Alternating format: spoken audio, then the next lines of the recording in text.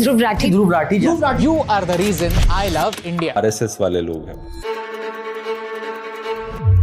मोदी नहीं तो और कोई तो है ही नहीं। इतनी बुरी हालत कोई भी और सरकार नहीं करती। मोदी से अच्छा एक गधा बेटर है, एक एक्चुअल डोंकी, क्योंकि वो कुछ नहीं करेगा वहां पे बैठ के, और कुछ ना करना इस तरीके से देश को डिस्ट्रॉय करने से बेटर है। ज्यादा से ज्यादा ये मेरा क्या कर लेंगे भाई। नमस्ते, आज हम एक बहुत ही जरूरी और चर्चित विषय पर बात करेंगे।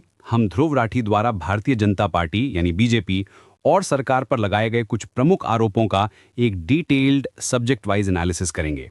इस विश्लेषण में हम दोनों पक्षों को समझने की कोशिश करेंगे कि ध्रुव राठी के दावे क्या हैं और बीजेपी और उसके समर्थकों के जवाब क्या हैं।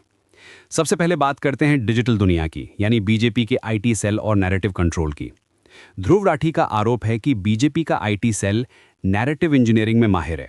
उनका कहना है कि ये सेल कोऑर्डिनेटेड हैशटैग कैंपेन्स चलाता है, व्हाट्सएप फॉरवर्ड्स के जरिए एक खास तरह की जानकारी फैलाता है और सरकार की आलोचना करने वालों को टारगेटेड ट्रोलिंग का निशाना बनाता है।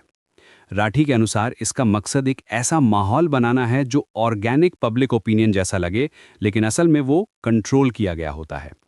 इसके जवाब में बीजेपी और उसके समर्थक इन गतिविधियों को डिजिटल मोबिलाइजेशन या जनसंपर्क का एक मॉडर्न तरीका बताते हैं। उनका तर्क है कि ये प्रचार नहीं बल्कि जनता तक अपनी बात पहुंचाने का एक माध्यम है। उनका कहना है कि अगर विपक्ष के समर्थक ऑनलाइन अपनी राय रख सकते हैं तो वो भी ऐसा कर सकते हैं। अब आते हैं मीडिया की भूमिका पर, जिसे लेकर गोदी मीडिया शब्द काफी चर्चा में रहता है। राठी और अन्य आलोचकों का आरोप है कि मेन स्ट्रीम मीडिया का एक बड़ा हिस्सा सरकार के पक्ष में झुका हुआ है। उनका दावा है कि कई टीवी डिबेट्स में सरकार विरोधी मुद्दों को कम दिखाया जाता है और विपक्ष को ज्यादा कठोर तरीके से पेश किया जाता है। कुछ विवादास्पद घटनाओं की कवरेज या तो होती नहीं है या फिर उन्हें एक अलग नैरेटिव के साथ दिखाया जाता है।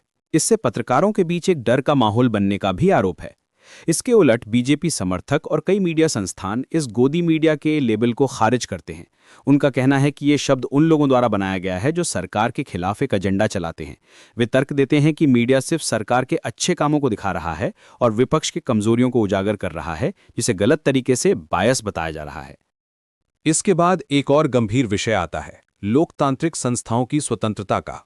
राठी अक्सर अपनी वीडियोज में चुनाव आयोग और खासकर ईडी और सीबीआई जैसी जांच एजेंसियों की आज़ादी पर सवाल उठाते हैं।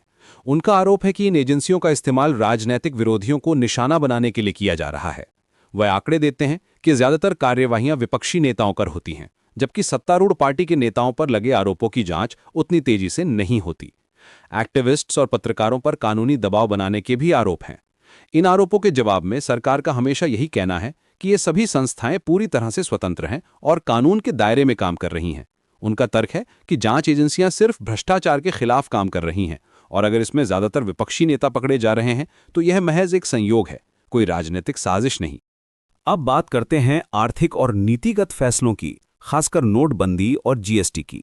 साल 2016 में हुई नोटबंदी पर राठी का कहना है कि इसका जो मकसद बताया गया था, जैसे कालाधन खत्म करना, वो पूरा नहीं हुआ।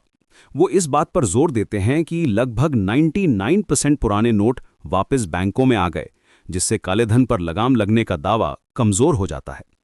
इसी तरह जीएसटी, जिसे एक देश एक टैक्स के रूप में लाया गया था, उसके लागू होने के तरीके की भी आलोचना होती है।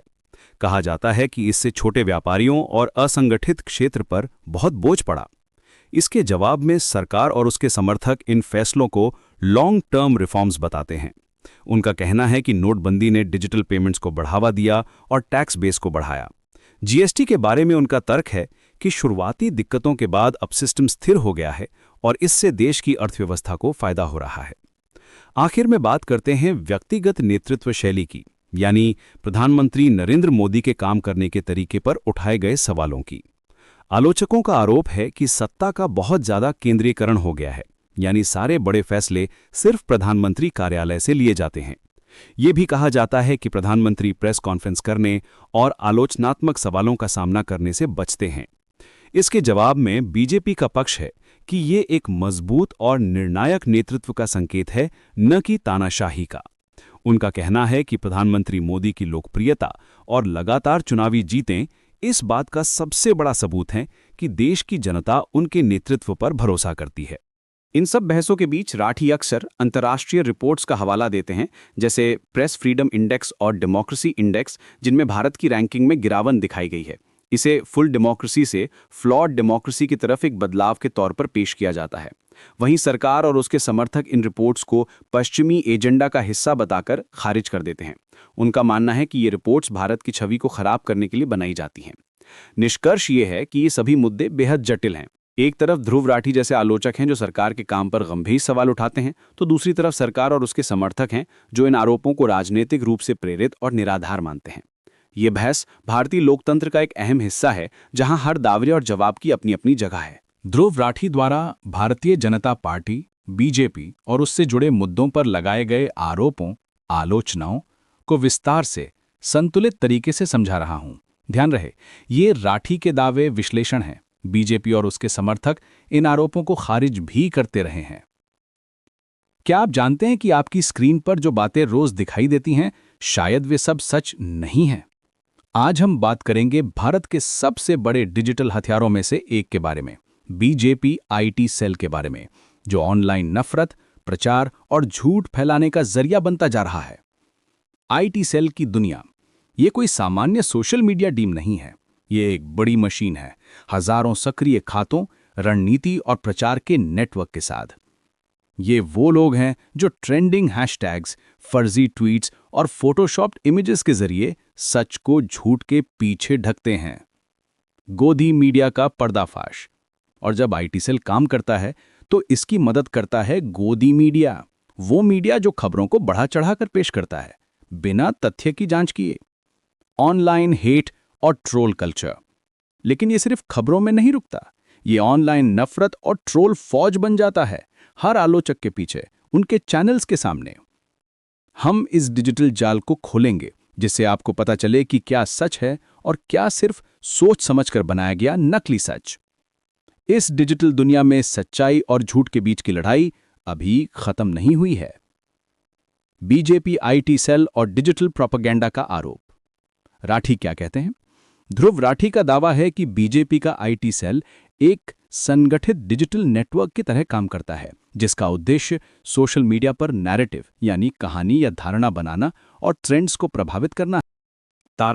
तारांकन, ट्रेंड मैनेजमेंट। तारांकन वे कहते हैं कि ट्विटर, एक्स, फेसबुक, इंस्टाग्राम पर एक ही तरह के हैशटैग अचानक ट्रेंड होने लगते हैं, जिससे ऐसा लगे कि जनता की बड़ी राय बन गई है। तारांकन, कंटेंट एम्प्लीफिकेशन। तारांकन, छोटे अकाउंट से शुरू हुआ संदेश बड़े अकाउंट्स द्वारा एम्प्लीफाई किया जाता है। तारांकन, misinformation oblique fake news. तारांकन, राठी का आरोप है कि कभी-कभी अधूरी या संदर्भ से बाहर जानकारी फैलाई जाती है ताकि विपक्ष या आलोचकों को नकारात्मक रूप में दिखाया जा सके। तारांकन, ट्रोल कल्चर। तारांकन, वे कहते हैं कि सरकार या पार्टी की आलोचना करने वालों को ऑनलाइन ट्रोलिंग, गाली गलौच या कोऑर्डिनेटेड टारगेटिंग का सामना करना पड़ता है। छोटा डायमंड। राठी का तर्क, उनके अनुसार ये डिजिटल सूचना युद्ध लोकतांत्रिक बहस को प्रभावित करता है क्योंकि लोग सोशल मीडिया से ही राय बनाते हैं। छोटा डायमंड। बीजेपी का पक्ष। बीजेपी और उसके समर्थक कहते हैं कि आईटी सेल केवल डिजिटल कम्युनिकेशन और पार्टी की उपलब्धियों को प्रचारित करने का माध्यम है। तारांकन, गोदी मीडिया और मीडिया बायस। राठी का आरोप, राठी कई वीडियो में कहते हैं कि भारत की मुख्य धारा मीडिया का एक हिस्सा सत्तारूढ़ पार्टी के प्रति तारांकन, पक्षपाती ऑब्लिक बायस।